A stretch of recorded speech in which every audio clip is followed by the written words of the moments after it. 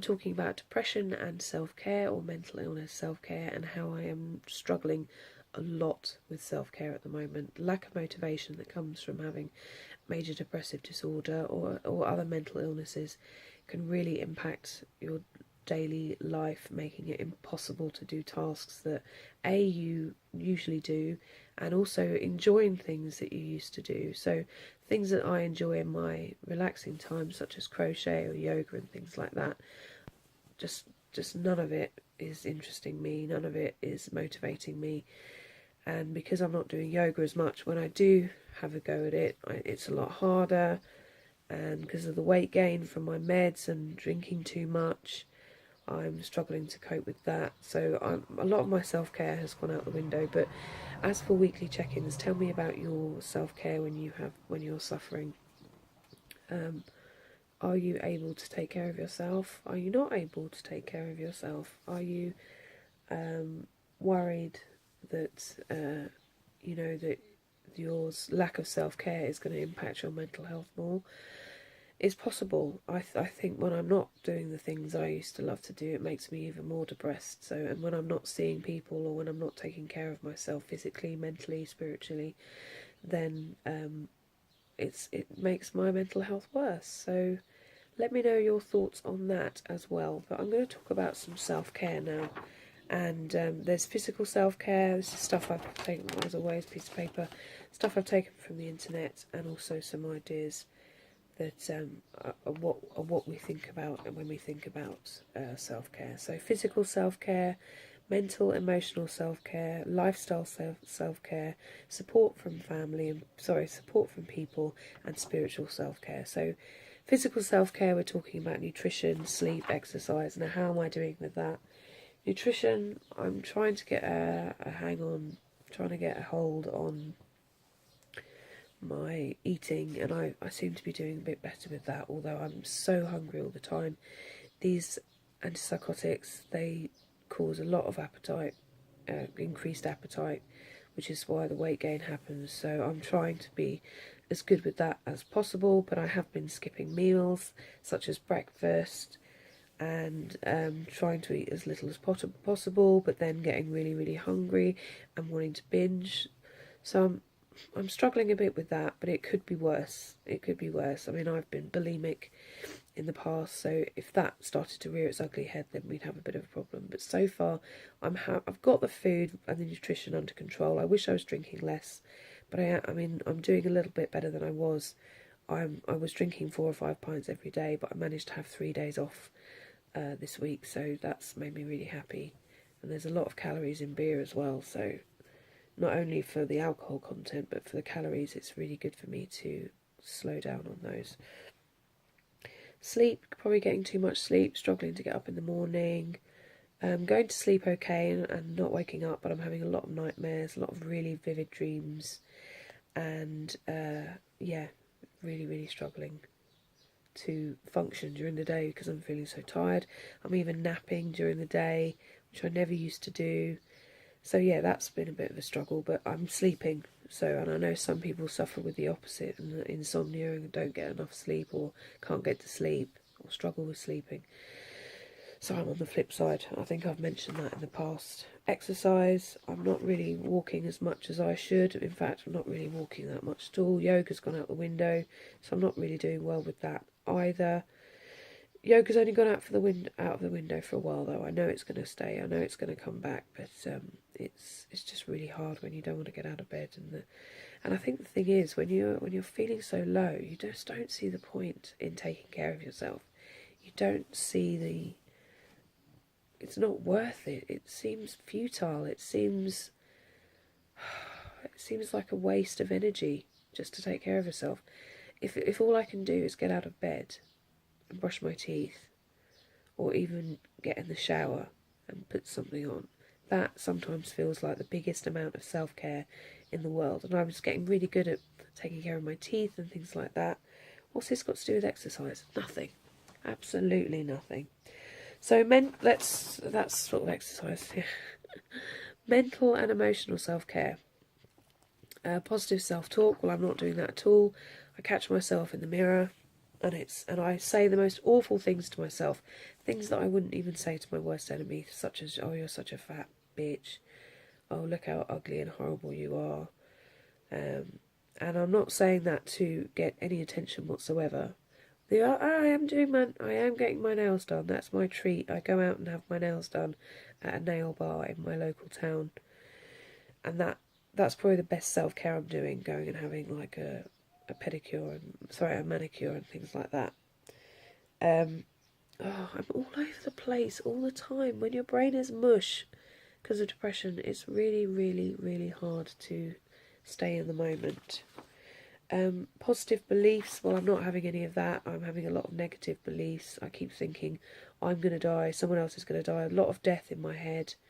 And like I said, I'm having nightmares and things like that. So my beliefs have my positive beliefs about the world, about myself, about my life have gone out the window. Everything seems negative. So again, positive self-talk and positive beliefs are a really important part of emotional and mental self-care. Keeping a mood journal, this is a really good thing to do, something that I am not doing. What I should do is do this video, upload it, and then watch it back and take my own advice. But do I do that? No. So I shouldn't be, there's no shoulds or shouldn'ts on this channel. What I would like to do is to give you this advice and say to you, I'm doing this, I'm amazing, I'm brilliant because I'm doing this. And if you do it, you're amazing. And that is true. If you do these things, it's really, really good. But I am struggling, so I know how you're feeling. Zoom in there. I know how you're feeling. It's really, really hard. And you do often think, what's the point? But there is stuff in this video that I hope will be helpful. But also to understand that it is really hard, right? Right. If you can, some sort of psychotherapy, so any kind of therapy that will help with your emotions, your mood and things like that is really important for self-care. If you're not getting that, then try stuff online, because there are things that we can do. Get books out. There's lots of sort of stuff on CBT, cognitive behavioural therapy, things like that. I'm hoping to see someone at some point, a counsellor or something. I'm trying to find something at the moment, but I'll keep you posted on that. Lifestyle, getting a routine. My routine is okay, although it's the mornings. I suffer so much in the mornings with sadness and crying and anxiety and worry and stress, and as the day progresses it gets a lot better. So my routine at the moment is to get up, cry, probably miss my breakfast, then sit around being anxious for a while, then feel guilty because all I've done all morning is feel depressed and anxious. Then eventually probably my mum will make me some lunch because I'm not really fussed about what I eat when I eat it. So she's making sure I'm eating, so I have some lunch, and then the rest of the afternoon is sort of spent sitting there staring into space.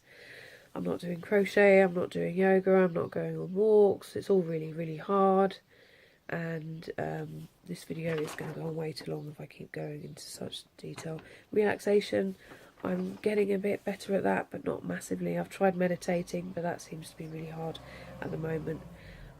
Breathing exercises, I'm not really doing those either. This is just a huge confession of all the things that I'm not doing. Well, that's what it feels like anyway.